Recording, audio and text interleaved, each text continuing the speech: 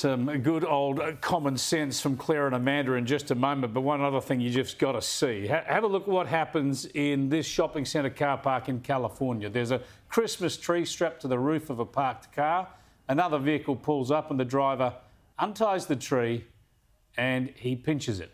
Yep, he pinches the Christmas tree. Imagine taking that home to the family. The Christmas tree that you've stolen. What a hero dad. And they say we're losing the spirit of Christmas.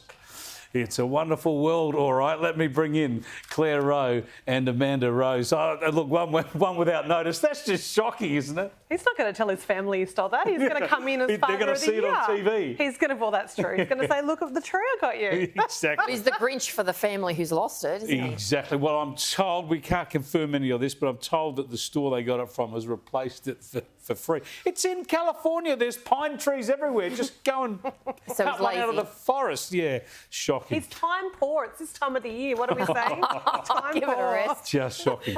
Now, I'm very keen to get both your thoughts on the education results in this country. They are shocking. We'll go to the psychologist expert second on this one. What do you reckon?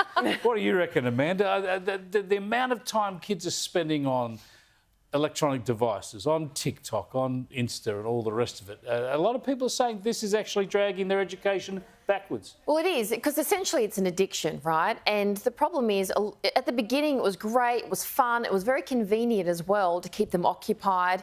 And then it's like, oh, you can learn online, but, you know, they go into a game or something on there that they're addicted to and they can't stop. And then when parents try and take it off them, or schools, I've heard of school teachers try to take them off, and they just get enraged and they scream and they can't cope because they've become so reliant on it.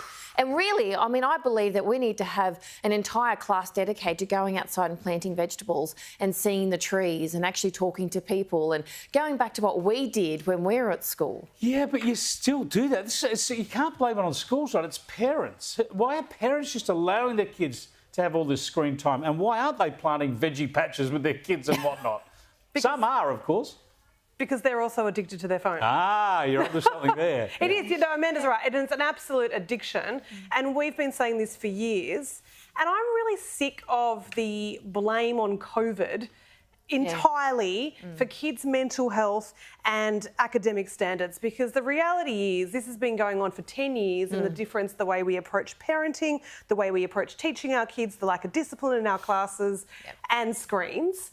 And we've had, you know, we have bred this kind of generation there that don't really have any mental toughness. And we didn't see COVID coming along.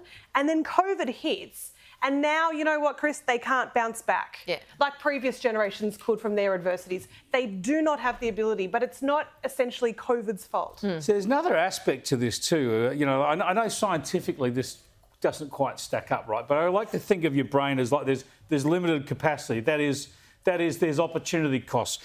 Some information you stick in there prevents other stuff, right? So bear with me on this. 100%. If you're filling your brain up with the Kardashians and what's happening on Farmer Wants a Wife or whatever, that's stuff that's being stored away instead of the world capitals or 100%. How plants grow. No, there is a bandwidth in our cognitive ability. You're actually right there, Chris. Well, that's actually been proven. That's because Who knew?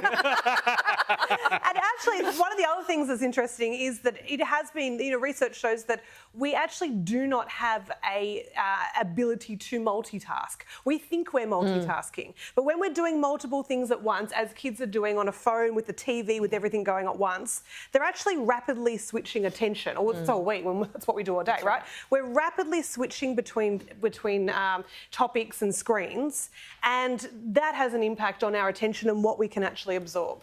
Yeah, I mean, gee, if you sit down and read a book from start to finish rather than break into Kardashians or reality TV and all that stuff, it's a whole different experience. Now,